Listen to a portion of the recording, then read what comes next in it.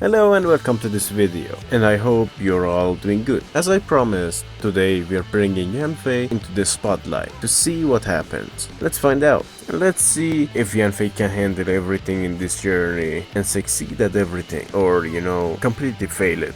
First is, let's head over to our adorable little wolf boss and see how much chaos Yanfei can unleash in just 2 minutes. She absolutely pummeled this poor wolf. It's safe to say this wolf will probably never emotionally recover from this battle. A cool thing about Yanfei is she has a shield on her burst, which is super handy in fights, especially against bosses that are only one opponent in her face. Her damage? Pretty solid, but just a heads up, Yanfei build is focused on crit rate, not crit damage right now. So her damage could actually go even higher if we just adjust things a little bit. Next up, we've got the mighty mechanical Drake.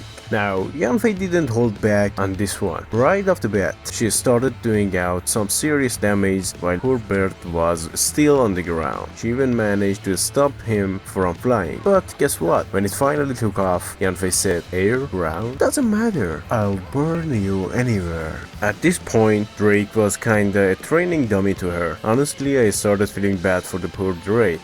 It barely stood a chance. Long story short, Yanfei, "Oh look, my friend needs help." Yanfei had no mercy on him, but I asked for a little bit of mercy, and now we can go to the next challenge. Yanfei passed all the damage tests, but let's spice things up. What if she gets stuck in a situation where she cannot use her skill or burst? Can she still hold her ground? Or she will just lose? Well, guess what? Yanfei absolutely crushed the Cryo with just her normal attacks. No burst, no skill, and nothing else. Only pure firepower, literally. Since Yanfei normal attacks are pyro-infused, she didn't just survive, she actually outperformed Xiangling and Bennett, stealing the spotlight like an absolute queen. Honestly, her normal attacks will just deal damage like elemental skills of Xiangling and Bennett. Alright, let's take a break from all the damage tests and big fights to see if Yanfei has anything in her kit that helps her run faster.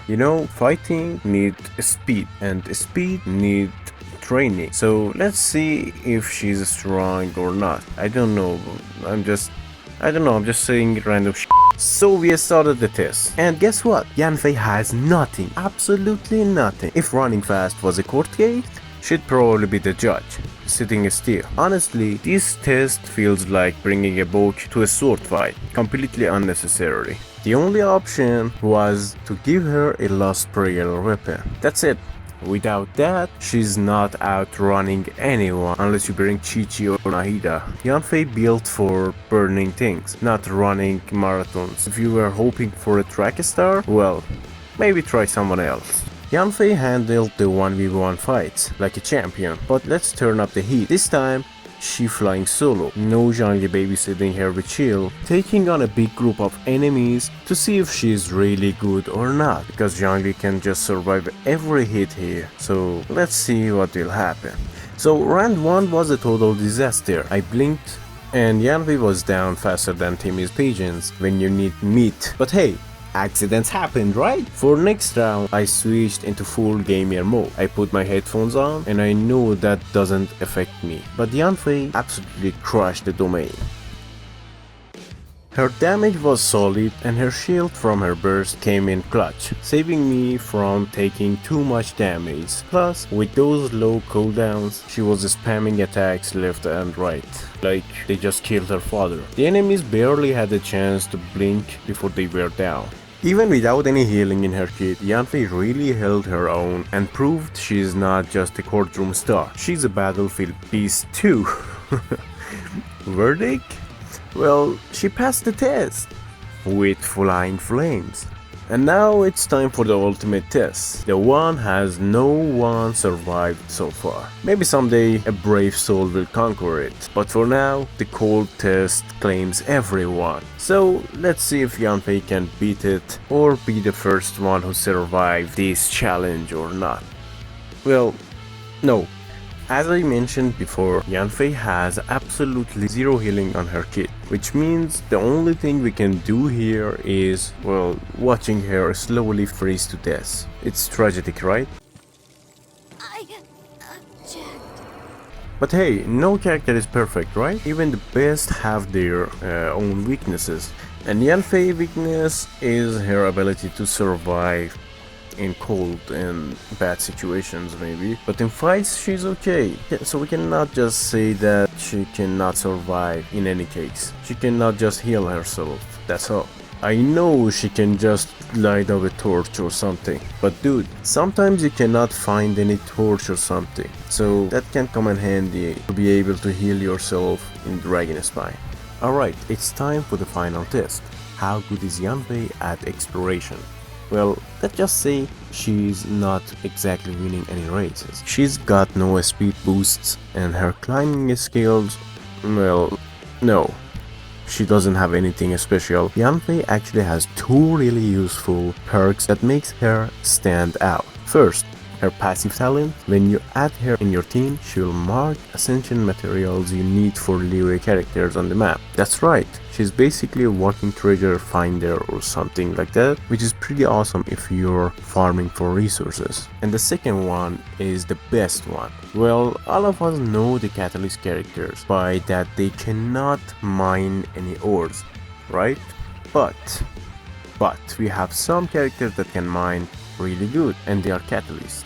First one is Yanfei, can mine and get any ores on the ground, and dude, she can do it better than Zhangli, to be honest. Now imagine you want to get these ores by using Lisa, Barba or any other Catalyst characters. They cannot even scratch it, really. So this means Yanfei just passed it with good points. So overall Yanfei might not be the speed demon or a champion in climbing or something, but when it comes to exploring Liyue and gathering resources, she is good. Plus, dude, smashing rocks with only a book? Iconic. So for the damage, pretty well. She's one of those characters can handle map enemies without too much trouble, but for the Abyss, she might need a little bit more of support and backup, like buffers or something like that, to really stay on top of things. When it comes to C6, her damage does improve and her gameplay becomes more smooth, but it definitely makes her feel smoother to play and give her a little extra edge. A nice boost, but nothing game changing, okay? And I said it so many times, Yanfei doesn't have anything related to speed or movements. No bonus stamina, no abilities that make her zoom across the map, nothing. Her shield as C4 does help during fights, but let's be honest, it's not a game changer unless her burst charges quickly. That's it. The shield is solid and does a decent job of keeping her alive when things get heated. The great thing about Yanfei is that even if you are not spamming her burst or skill, she can still deal damage without doing them. Her normal attack just charges the charge attacks, and by using charge attacks you can just deal the heavy damage. You don't need to use burst or skill to get the best damage. They are just making it faster. And her gameplay is kind of funny, and you know, it's so energetic and normal attacks and animations are good. And overall, with everything considered, I've given Yanfei a solid 23. If you think she deserves a more score, just comment it down below. But honestly, she's a fantastic addition to a variety of teams, especially with Citlali now, which can help her make melt reaction. Hope you enjoyed this video, and don't forget to subscribe and like, and don't forget to vote in the poll that I will make after this video, and tell me the next character you want me to review. That's it. See you all in the next one.